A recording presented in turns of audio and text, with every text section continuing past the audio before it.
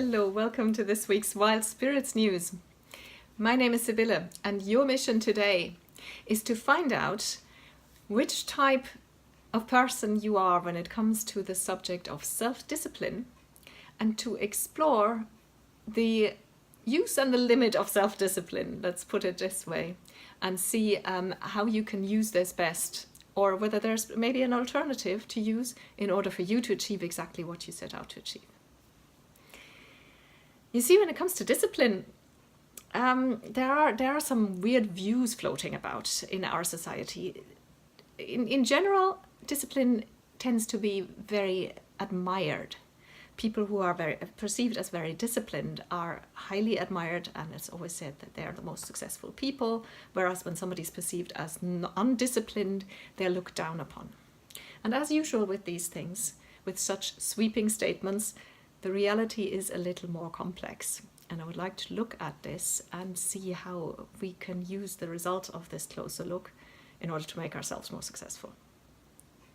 So your first task is to find out which type of person you are when it comes to discipline. I've identified three main types. The first type you could call iron discipline. These are the people who push themselves with an iron fist towards any goal that they have. They're usually high achievers in society. They usually they get a very prestigious degree in spite of negative circumstances.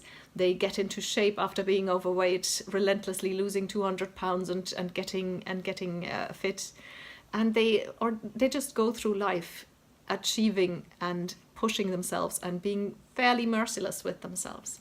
Now, if you're one of those people, you are usually quite successful and you see yourself as disciplined and you are proud of your discipline. However, a human being is always, you're not a machine, and human beings need an outlet.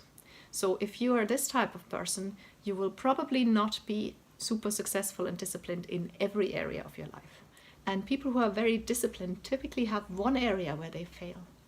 You might have a very chaotic house and never manage to tidy up or to keep your house clean.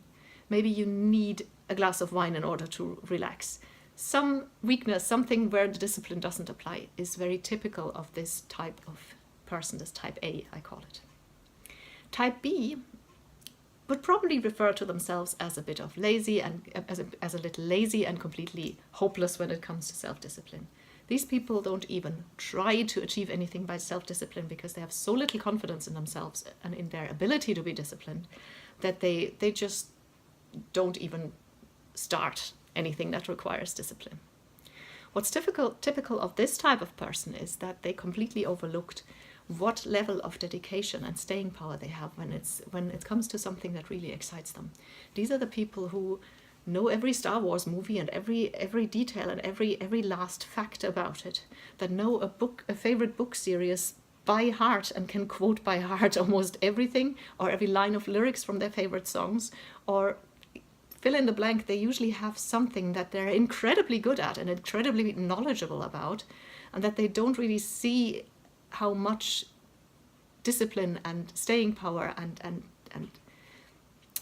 consistency it required to get to that level of knowledge and to that level of proficiency. That's typical of type B. Type C is kind of in between. I'd say I'm probably part of type C.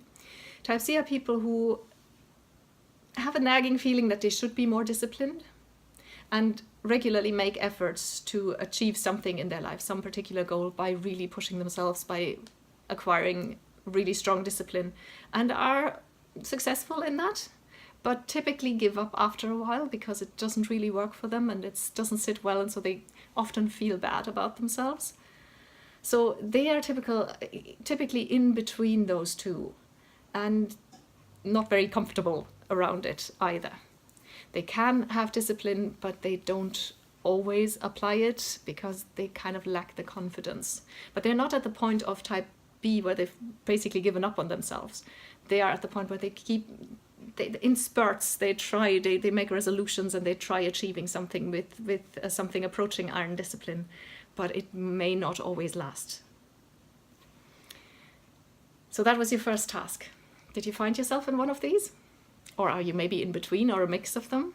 Note it down, make a note of it, because it's important. Because the second task is to try an alternative. I would like to invite you to try indulgence. Self-discipline, as much as it's celebrated by our society, is just not very realistic. We're not taskmasters, not masters in our lives, and neither are our lives military operations where a taskmaster would be needed.